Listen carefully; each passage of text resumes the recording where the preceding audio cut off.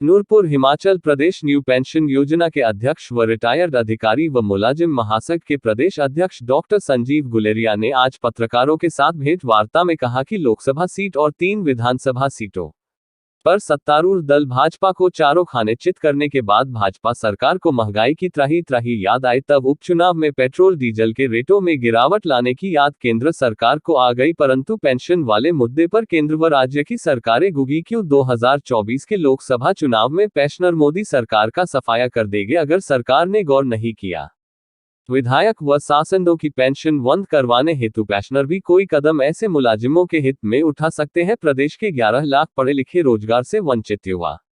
1,20,000 पुरानी पेंशन से वंचित पेंशन विहीन कर्मचारी, अधिकारी, अनुबंध आउटसोर्सिंग से ग्रसित कर्मचारी, करुणामूलक मां बाप की मृत्यु उपरांत नौकरी को तरसते बच्चों की बददुआ और बढ़ती महंगाई मुख्य बिंदु रही है इन उपचुनावों में।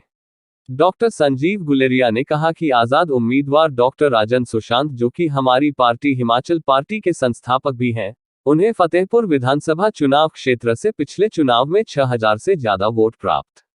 हुए थे, जो कि उनका अपना आधार वोट बैंक है। लेकिन इस बार पेंशन विहीन कर्मचारियों के और बेरोजगार युवाओं के मौलिक अधिकारों और स्थानीय जनता के मुद्दों की लड़ाई लड़ने के कारण उन्हें तकरीबन आधे से ज्यादा वोट, 13,000 वोट, लगभग 7,000 ज्यादा वोट जनता ने दिए। जनता से और युवाओं को आह्वान करता हूं कि 2022 विधानसभा चुनाव में मौजूदा विधायक की कारगुजारियों का तुलनात्मक विश्लेषण करने के पश्चात सही व्यक्ति को विधायक चुनेंगे।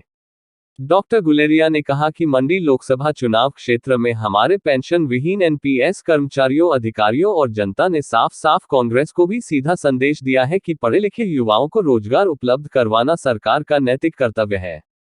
याद रहे, नोटा के वोट कांग्रेस की जीत से भी ज्यादा पड़े हैं। डॉक्टर संजीव गुलेरिया ने कहा कि अगर कांग्रेस शासित राज्यों में कांग्रेस के नए चुने विधायकों और सांसद ने पुरानी पेंशन बहाल न करवाई तो पेंशन विहीन कर्मचारी, अधिकारी 2022 विधानसभा चुनाव में स्वयं चुनावी रणभूमि में उतरेंगे और नया इतिहास रचेंगे। 2022 चुनावों से पहले जो भी विधायक रहे हैं उनकी पुरानी पेंशन एकमत ध्वनिमत से समाप्त करेंगे। प्रदेश अध्यक्ष न्यू पेंशन स्कीम रिटायर्ड कर्मचारी अधिकारी महासंघ हिमाचल प्रदेश। देखिए, मैं आपसे आज ये बात करना चाह रहा हूँ कि अभी जो उपचुनाव हुए हैं जिसमें सत्तारूढ़ दल को करारी शिकस्त दी है, उसका जो मेन कारण है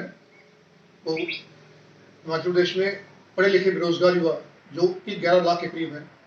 और 1,20,000 जो न्यू पेंशन स्कीम में कार्यरत कर्मचारी हैं, और उसमें भी हमारे अनुबंध दैनिक एज एमपी, तो उसका विश्लेषण करके मुझे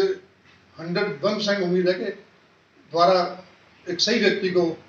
फतेहपुर जनता जो तो अपना विधायक चुनेगी 2022 चुनाव में। देखिए, अब मंडी में कांग्रेस को भी ज़्यादा खुश होने की जरूरत नहीं है, क्योंकि मंडी से जो कांग्रेस प्रत्याशी